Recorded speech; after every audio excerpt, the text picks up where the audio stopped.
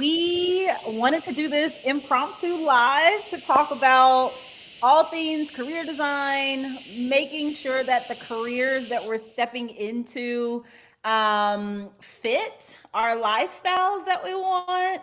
It took me a while to get into the mindset of designing my life and then designing my career to fit into my life. So I'm glad that we're having this conversation because hopefully we can catch some people earlier on in their journey, or for folks who've been laid off or who are transitioning or pivoting, maybe we're catching them at that time too. So I'll briefly introduce myself. I'm Deja White, founder of Break Room Buddha, and I started off doing career conversations on my blog. Then I went into doing some career coaching and mentoring for my university and some nonprofits. And now I turned it into a lab. Like, I'm really interested on redesigning the way that we work, and understanding how technology is playing a hand on that as well. So that's enough about me. I will kick it over to and Deja, thank you so much for having me. I am so excited to be in this space with you today. We're going to have an amazing conversation. This is awesome. But like Deja said, my name is Ann Richard. I am the founder of Professionally Unprofessional, which is a career coaching and facilitation practice that is all about authenticity, empowerment, and really creating careers that are meaningful and values aligned. So I support early career professionals and I support intergenerational teams and I help us all work well together. I'm a LinkedIn top voice, I'm a TEDx speaker, and I love to yap. I love to be in a conversation with a good friend. So I'm so excited to be here, Deja. Thanks for having me. awesome, of course. And I don't want to prolong it any further, so we can hop right into like our first conversation piece. And that's around the moment where you realize that your career goals may not be your career goals, so they could be someone else's, or they were once your career goals and now you've decided to pivot. Like, what has that shift been in your life in particular? And I guess, how do you now coach people through moments like that? So this was a pivotal point in my, I'd say, undergraduate journey where I realized, this path that I'd been taking, which felt insured, which felt prescribed, something that I would, do and be successful and find the steps to have a long and successful career, were not quite meeting what Ange wanted, right? So I'm a first gen low income college student. And if you're like me and you're first gen, you have this idea of college, education, training is step two, greater financial mobility, social mobility, economic empowerment. You go to get a secure job, right? You go to get the thing, do the thing that is going to have good returns for you. And there's a lot of ambiguity around what is this journey supposed to look like? How am I supposed to navigate these tensions that may come up when you've been told, or you think, or you just don't have the access to or options to consider what's another path for me? I can make up my own path. I can be an entrepreneur. I can do this little side thing that really gives me so much joy and not just creative freedom, but personal values aligned fulfillment.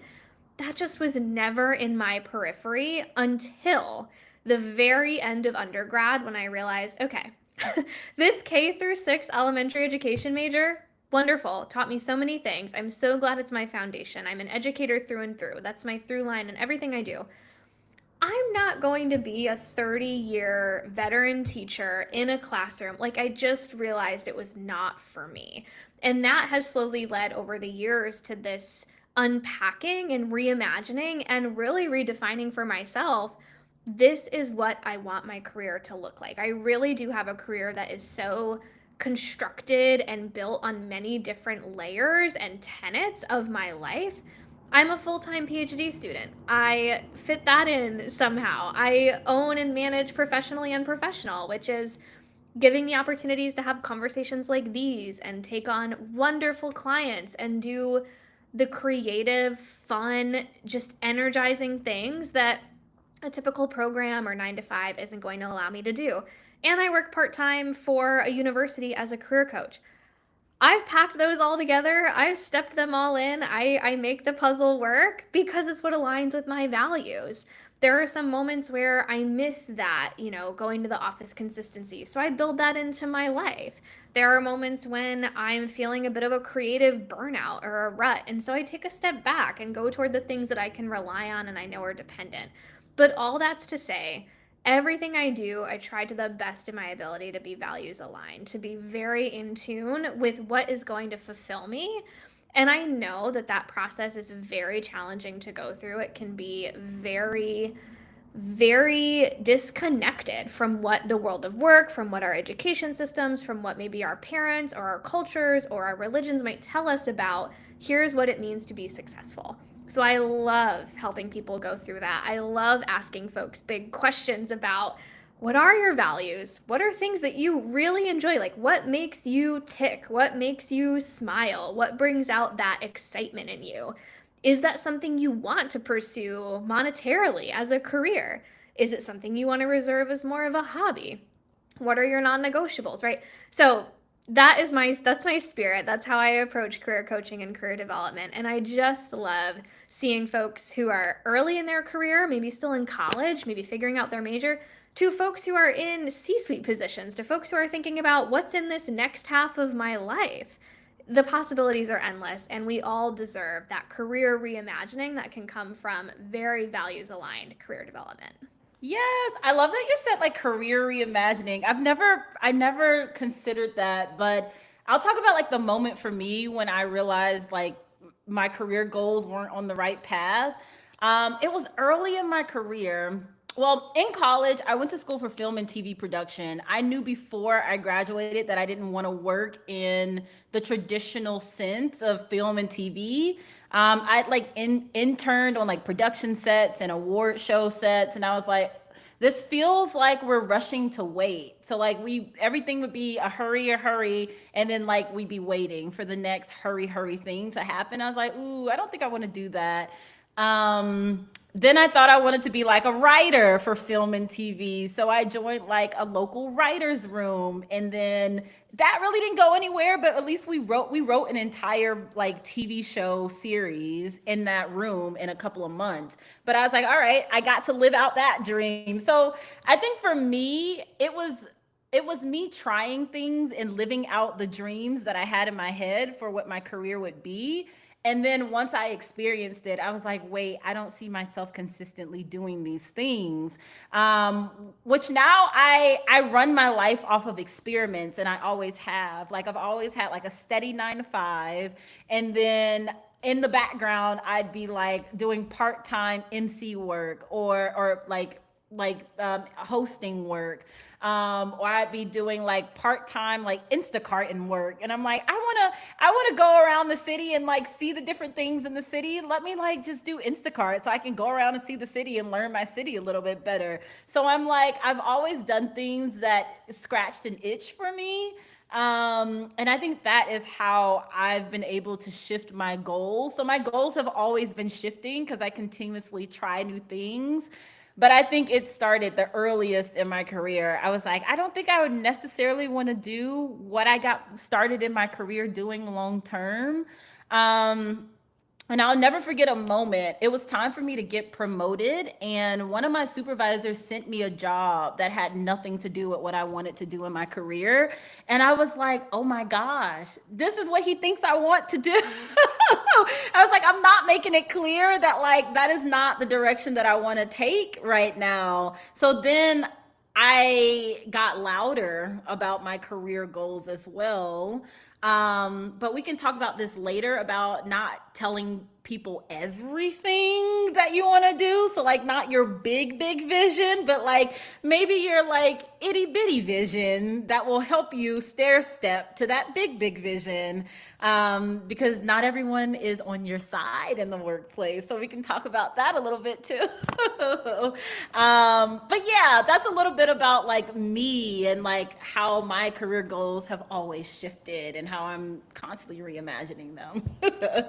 I so admire that about your approach in the way that you not only approach content, but approach the work that you do with your clients, the work that you do with young people. I think that perspective is so needed, right? It's so energizing. It's so fresh. It's just a breath of fresh air. Deja's a breath of fresh air. Oh, thank you. Thank you. I'm always like, how can we find our childhood dreams and bring them into our adult selves? Like Yeah. children are so pure and they know what they want. And I think outside influences start to make you second guess what you actually wanted. I feel like I should do a study, or someone should do a study about like how many people actually lean into the things that they did as adults and made it like something that they do every day and get paid for. Like, how happy are they in their careers versus the people who steered away from their internal knowing, their internal children, and like how happy they are in their careers. Like, I want to see that study. I don't know if it exists, but I think It's it's a gotta thing. be out there. I'll look at the literature. Yes, we can look it up. We can look it up. Yes. Okay. But that leads me into like the next question about like main character energy. I don't even know if main character energy is still a thing anymore. It could be something else now. But the main character energy is basically being the person, the star in your life. And I want to talk a little bit about being the main character in your career story and not letting other people who may be supporting characters tell you how to live in your career story. What does that look like in your life or with your clients when you talk to them? And how do we make sure we're not becoming like performative? And we're like, I know like some people say like fake it till you make it and things like that, but like how do we make sure that we're being authentic and not being super fake when we're on this journey? So this is something that I have wrestled with for since the second I started doing some entrepreneurial things, having a client, creating content on LinkedIn, going about my day-to-day life as founder of Professionally Unprofessional, right? Carrying out this brand and vision, navigating that main character energy. And let me be so clear, that is something that I am still kind of growing into and thinking about in terms of the definition of what it is for me and my spirit. I am not a full-time entrepreneur, right? So main character energy for me is probably like 60% of Ange.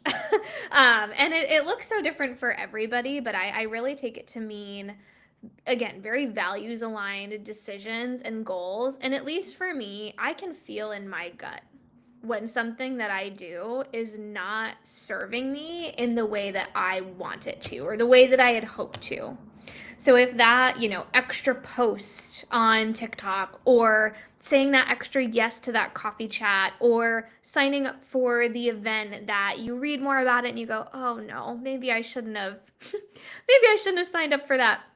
That, at least for me, I have a very clear sense within myself of, this is values aligned, this is where I want to be spending my time and energy, and this is not where I want to be spending my time and energy.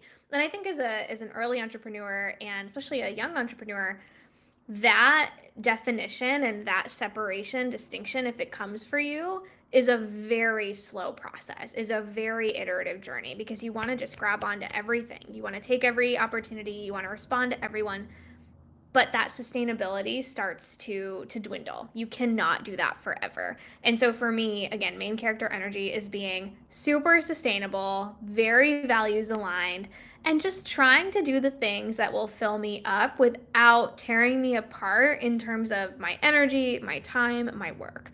So earlier this year, and kind of into this semester for me, this fall season, I had a moment where I was sitting at my computer, and I kid you not, I probably had 200 tabs open across all of my Chrome profiles. And I sat there and I thought, Ange, you can't keep going on like this. This is just not sustainable. You need to realign, rethink about how you do work for your business, when you're going to have time for deep reading and diving into the literature for your PhD, when you're going to spend time with the students you coach at your university. I started to get very, very clear on that. And that was another, sort of unpacking of this main character energy, and making sure that everything I do, I'm giving as much of Ange as I can, because I want to. I don't want to do things that are half baked or not as passionate as they could be, or not driven with the knowledge and resources and data that I strive to put into everything that I do, right?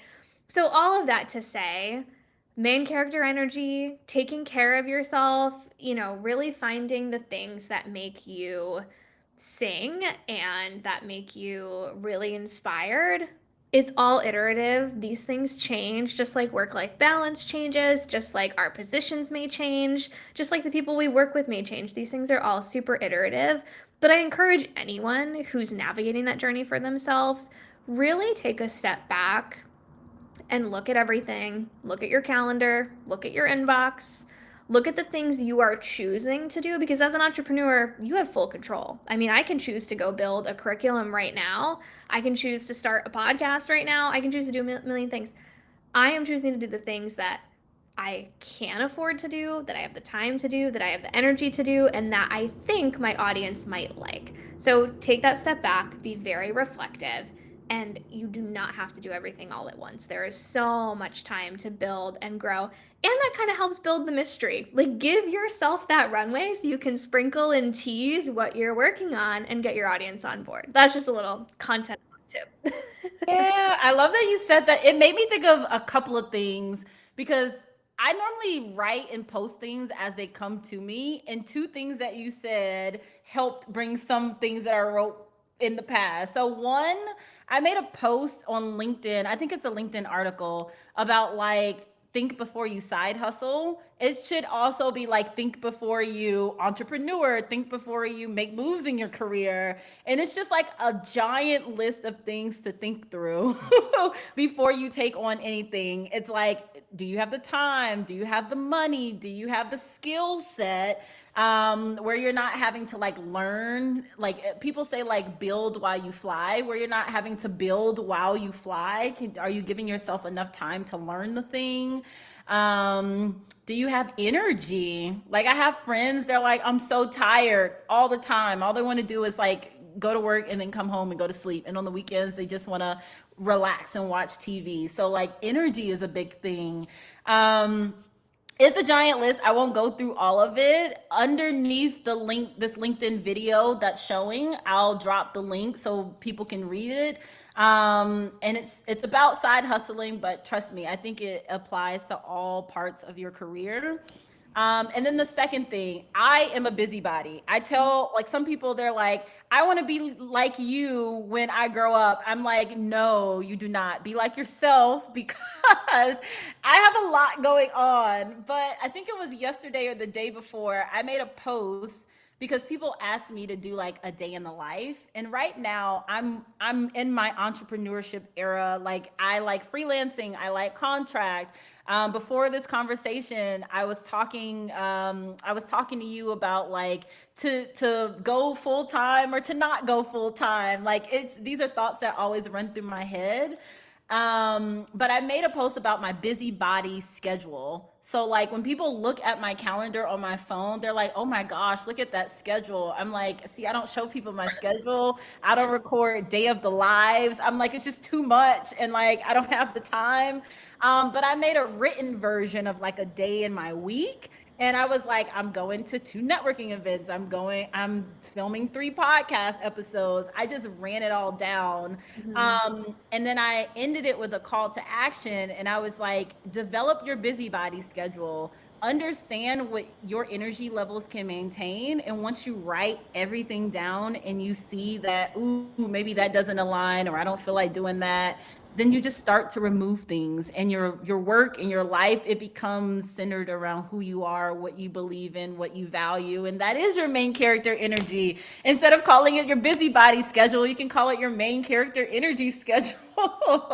But yeah, that's my perspective on it. When I read your post, I remember like physically opening my mouth, like, oh my gosh, this girl is killing it. And Deja does so much, and so much of it is intentional. So I know that her busybody is embodying her main character energy. She's pouring into and doing the things that are meaningful to her, that are going to grow her brand, that are going to grow Break Room Buddha, that are going to grow the things that she wants to do. And she's putting herself in situations that are not compromising aspects of her identity, aspects of her, practice, the way that she would approach these situations, Deja is the blueprint. Okay, she is awesome. Um, One more thing I want to add really quick around like burnout and work life balance. Someone in our space, she's a very popular LinkedIn creator. I think she lives in New York City or was traveling to New York City. She shared a post recently about how she just worked so hard that she put herself like sick on the couch for a week, unwell, had to miss all of these events, had to miss like a partnership, had to miss a creator event. She was so sick with stress. She had stretched herself so thin. She was not getting sleep. She was not eating. And she is a very, you look at her, you look at her content, you look at the things she does, everything seems peachy, right?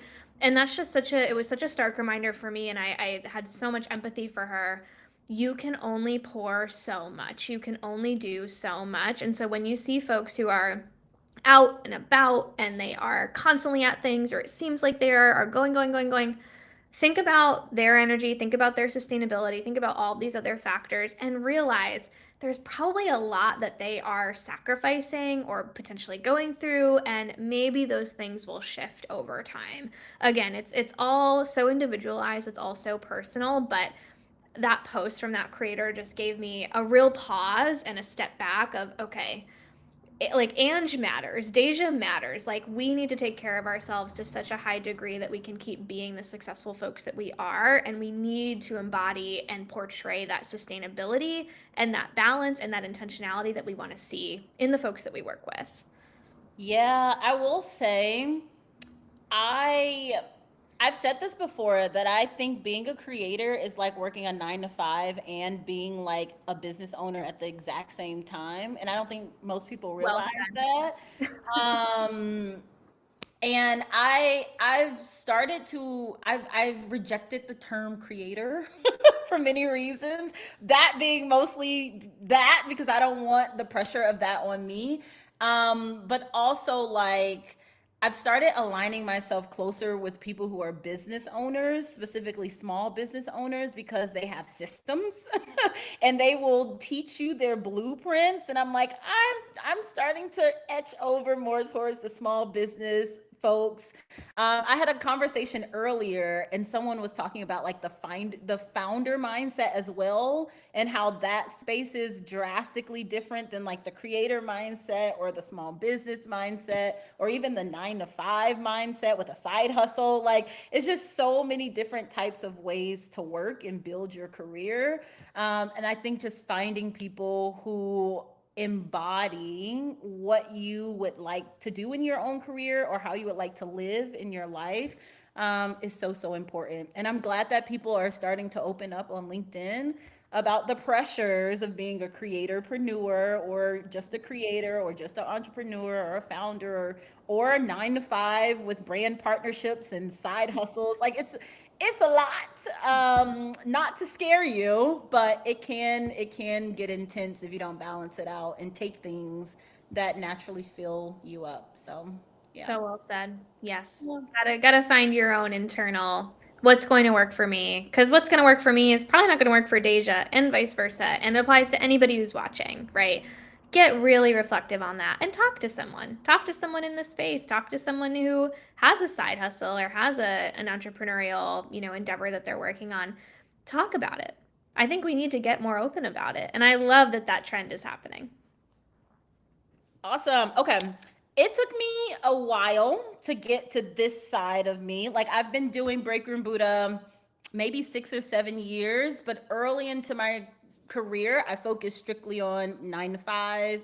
I did my side hustles and I did Break Room Buddha on the side and didn't tell anybody. They were like, "What's the link?" And I'm like, I'm not gonna give it to you. But speaking for people like me who was very shy, like I didn't want to share what I was doing, what do you think holds people back in their career? So it could be their 9 to 5s and they don't want to do anything else but 9 to 5, or it could be someone who's venturing off to do creator work or partnership work or side hustle work. What do you think stops them from taking that full control and stepping into the things that they really want to do in their career? Is it fear, confusion? Are they in their comfort zone and don't want to step out? Like, what are you hearing with your clients or just in general? So again, I think this is so personal and individualized, and I would probably put it in a couple of different camps, right? I would say that there are intrinsic factors and some extrinsic factors. So let's start extrinsic. Looking at early career professionals, right? Looking at Gen Z, looking at our hustly bustly, youngest folks in the workplace, they are dealing with a very tumultuous market, right? There is a lack of entry level jobs. Jobs are often being replaced with AI by AI. We are seeing employers less interested in hiring and more interested in securing, and folks are not leaving. So there's all of this tumult in the world of work. Job security is such a huge value for Gen Z, and it's not just the 9 to 5, because we see Gen Z micro shifting, right? Picking up kind of what I do, kind of how I would classify my work, putting a bunch of pieces together to make a full work week. We see career minimalism, right? So there's a misalignment. And if it were me, right, if I was a young person navigating the world of work, maybe I'm living in a medium cost of living, high cost of living city, I have bills to pay, I have student loans, I need health insurance. I'm going to seek out that 9 to 5 that can keep me secure in the ways that we often think of as security. And for very good reason, right? A 9 to 5 provides a ton of stability. And a lot of folks appreciate that consistency in their own professional development, in their career growth, what have you. So there's those extrinsic factors of the world of work and how challenging it can be to sort of find your way when the economy is maybe shifting a little bit, right? Rent is really high. Jobs are not as readily accessible or available. It's very hard to gain experience, right? That concept of foot in the door, I just need a foot in the door, that foot's going to be kicking the door for a long time, right? It's very, very hard to justify, and for not great reason, but it is hard to justify why you deserve that marketing coordinator job, right? Why are deserving of that internship, let's say. So there's these extrinsic factors that I think can hold a lot of people back. And if they have to weigh, let me go in all in on my entrepreneurial journey, let's give it a try, or let me have my $90,000 salary in this job that's kind of just pedaling me along, but it is a job and I'm not going to have to stress or worry about varying incomes month to month. I get it. I totally get it. And also putting in that extra time at the end of the day to, let's say, film content, create something, write something, whatever it is that you're doing. It's a commitment, right? So, extrinsic. I think intrinsic, right? There could be fear of failure. Nobody likes to fail, especially not publicly.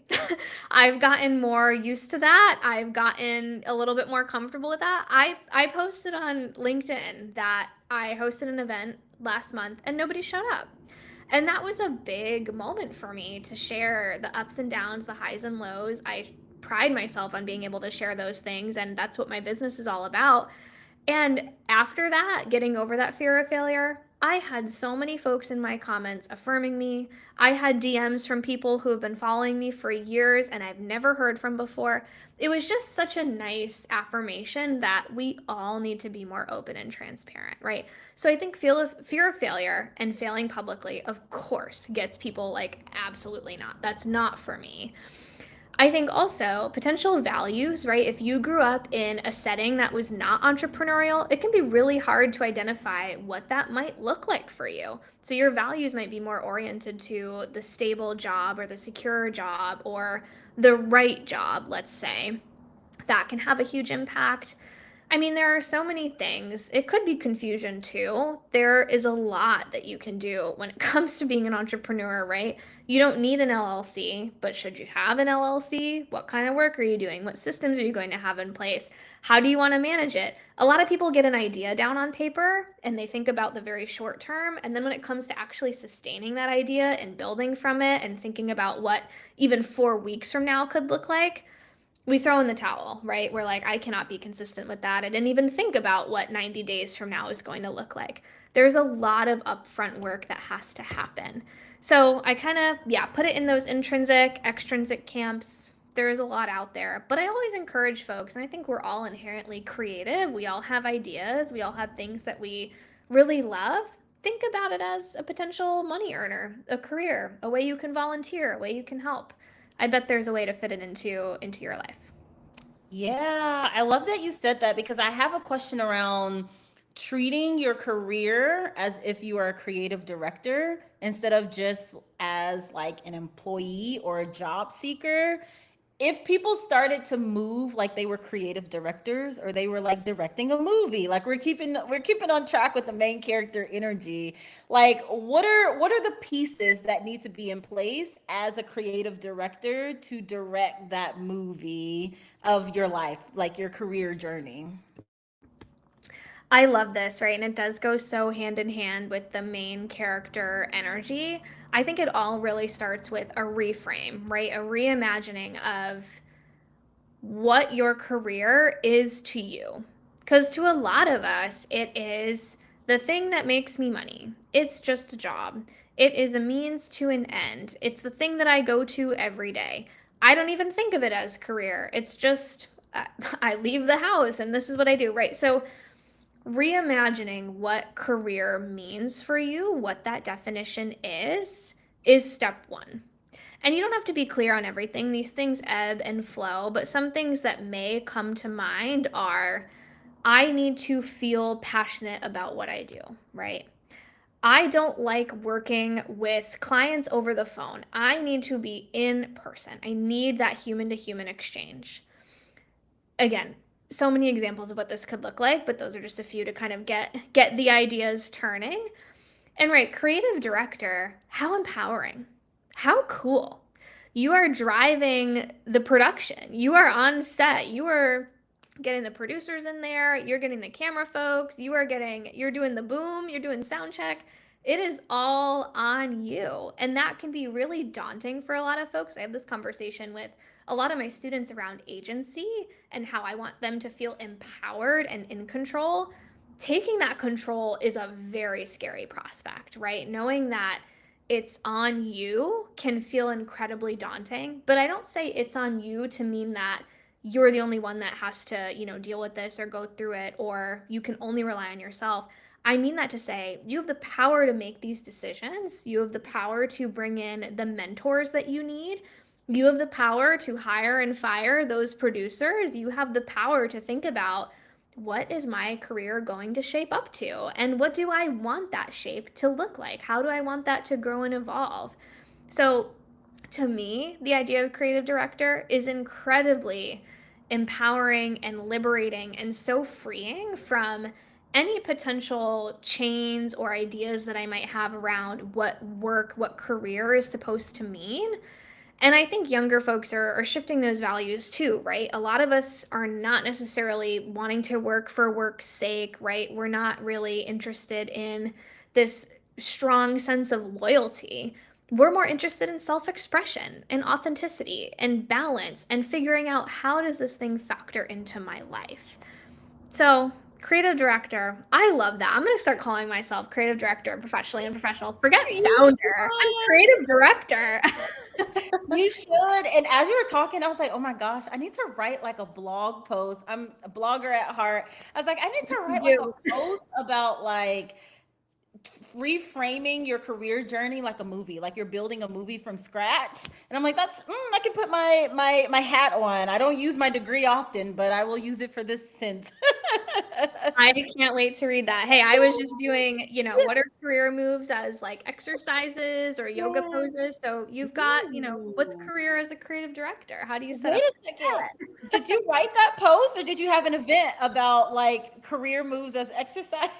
I no event, but I did write a post about it. I did Ooh. write a post Okay. about it. I Yep. have to find it. I think you should make an event called Career Moves, and it's an exercise event, and then you also do some career designing at the event. This could be great. I think You let me write that write it down. down.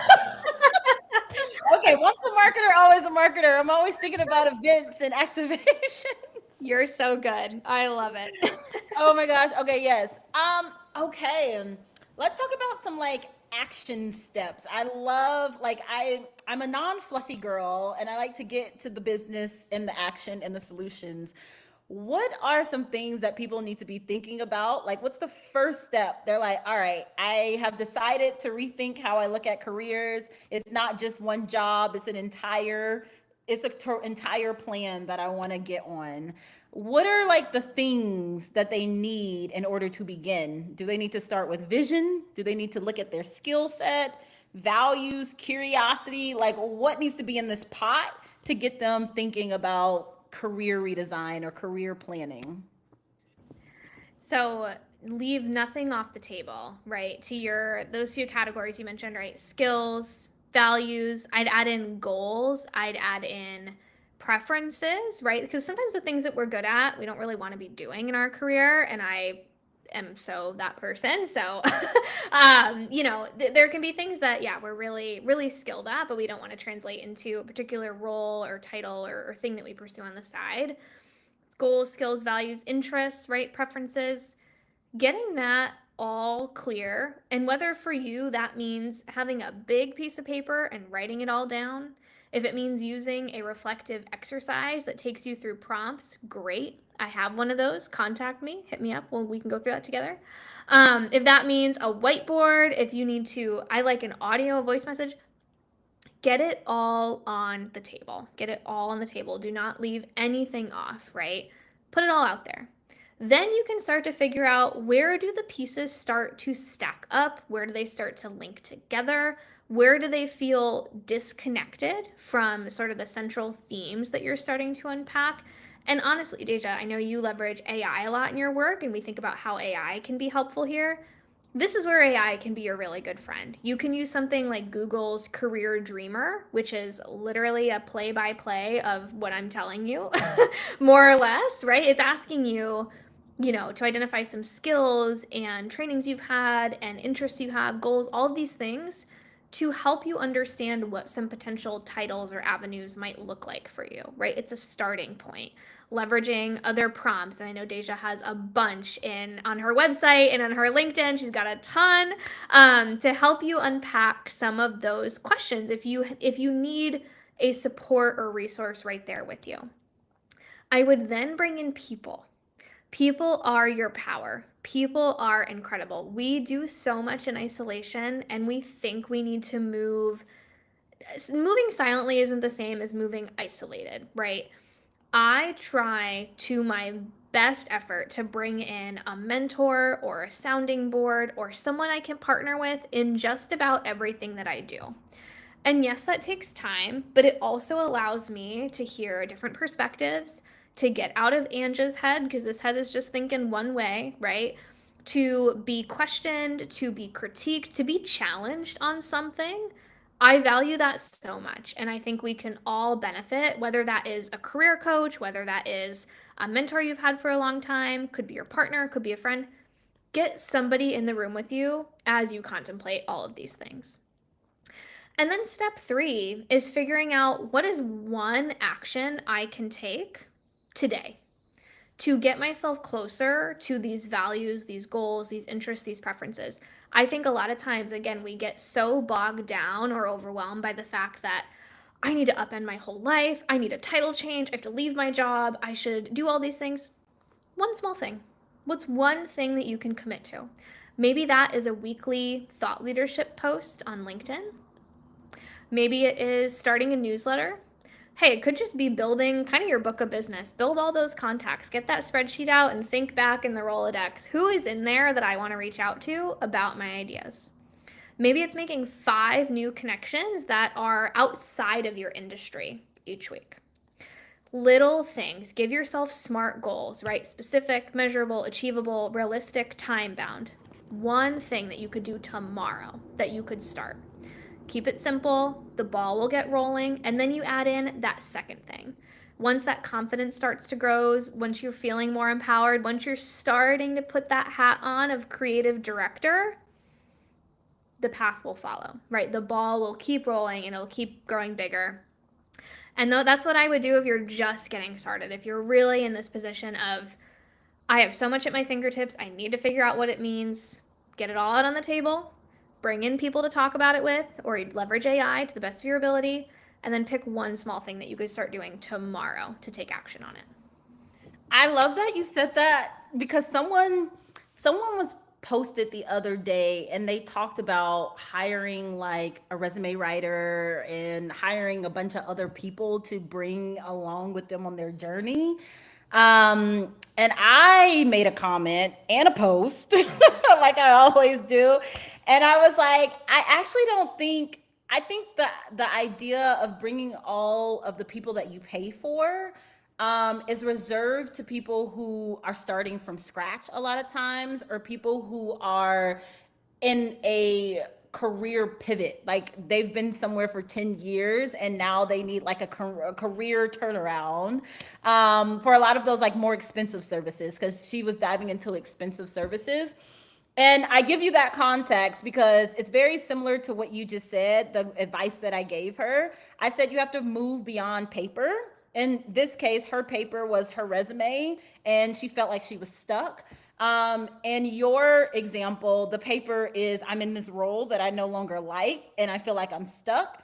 So I'm like, it takes beyond the paper, it takes proximity. So that's like getting very close to the people and the things that you say that you want to do, and embodying that once you step into that role or that space. But it also takes a little bit of personal branding. So like so I don't know if you know Walter. um Walt, you'll see his page popping up around my LinkedIn because I comment on a lot of his stuff. But we had like a go between in comments, and I was like, you have to show and tell. So Mm. like you tell people that you can do the thing and you want to do the thing, but now you have to start to show that you can do the thing and not just say that you can do the thing. So it's paper, going beyond the paper. You need your paper, but going beyond the paper, proximity, and then personal branding. So that show and tell piece. So I love that you said all of those things, because all of these frameworks that you hear are very similar. It's just how you choose to approach it and how you choose to get your voice out there as well. All right. We are actually we're close to time. We have a couple more minutes. This is so great. Oh, we're flying. We're flying. Not enough, never enough time. Oh, cover. I like to yap. You like to yap. So there we go. Cookies um, in the pod. Let me see. Ooh, I think this might be a good one to end on, especially as we're looking at people who want full time jobs, or people who, like you mentioned, I've never heard of like micro, you said like micro Micro shifting. shifting. Yeah. Yes. And, or, you also said something else right after micro shifting. You Career said, minimalism. yes, career minimalism. Okay, let's go into those topics a little bit. And I Okay. want to hear your views on curating opportunities versus chasing opportunities as it relates to maybe micro shifting and career minimalism. How many times can I say values on one podcast? Let's go for the gold. It really does all come down to your values, right? If you are throwing usually a resume, right? If you're throwing a resume at something and hoping that it sticks without taking the time to think about, is this a great role for me? Do I have my content narrated in such a way that someone reading this is going to go, yep, that person's a good fit for this? Have I talked to someone about it? If you're throwing things on the wall and hoping they stick, you're not going to have a lot of success, right? And so the job market elicits this pressure to do that because you think, okay, this role is released. I have to apply. I don't have time to tailor it. I'm not getting responses anyway. I might as well just chug and throw, right? I encourage everyone I meet with, and I practice this in my own life, apply to the positions, apply to the opportunities that are as values aligned and close to your goals as possible, right? So embracing that, career minimalism or micro shifting, or if you're an entrepreneur or you're in your 9 to 5 and you're navigating a new role, if you're career pivoting, I think this applies to everybody. We should be moving with a lot of intention and genuine effort to put the best of ourselves forward, right? There's a lot that I could say about recruiting right now. There's a lot that I could say about perfecting your materials. There's a lot that I could say about, you know, chase versus curate, right? This idea of, going after things, and we should all be going after things. But I would like to say and end us out on, Think of that difference really in your head of like chasing versus curating. Curating is explicitly for you. You are designing it, you are moving with intention, you are thinking about that opportunity as something that's going to fit very well into your life. It's a title that feels right, it's a role that feels right, it's on a team that feels right, it's an opportunity you're taking that feels right. That's curating. Chasing is getting out of breath and not really knowing what's in front of you and hoping that it could be a good fit, and you're just sputtering. Your wheels are turning with no end in sight, right? How good would curating feel? I would just encourage us to think about those two dimensions and think about, okay, how can I build my resume that way? How can I look for jobs that way? How can I connect to people that way? Chasing is going to leave you on red, ghosted, disappointed, and gutted every single time. I love that. And I think that's a beautiful place to end. And I know some people have responsibilities and they have children, they have bills, they have a lot of things. Even if you're recently graduated, you also have responsibilities. So by no means are we saying like spend all your time in curation mode. Sometimes you do need something that's a little bit stable. So those micro shiftings, I'll say like a lot of the work that I do when I'm not doing full time, it's micro shifting. Like I'm stacking contract roles, I'm doing freelance, I'm reaching out and I'm turning into a salesperson. Like you're a salesperson when you're on the job hunt, but you're really a salesperson when you're looking for contracts or freelance gigs or clients to bring on to your small business that you are operating essentially. So always look for what feels stable to you, so that you don't feel like you're on a treadmill. But at the same time, when you get some stable ground underneath you, make sure you're curating your experiences so that you don't burn yourself out. So I think that's a great way to end. Yeah. Perfectly said. Thank you so Yeah, much for having me, Deja. This is an awesome chat. of course. And how can people find you? Folks can find me on LinkedIn. Just search Ann Richard. I should pop up. And at Early Career Corner on Instagram and TikTok if you like more short form video content. Perfect. All right, y'all. Thank you so much for your time today. Awesome. This will be on the rebroadcast. So if you are not watching us live and you're watching us on the rebroadcast, no worries. Reach out to me. You can DM me or you can DM Ange if you would like. But see you all next time. Bye, y'all.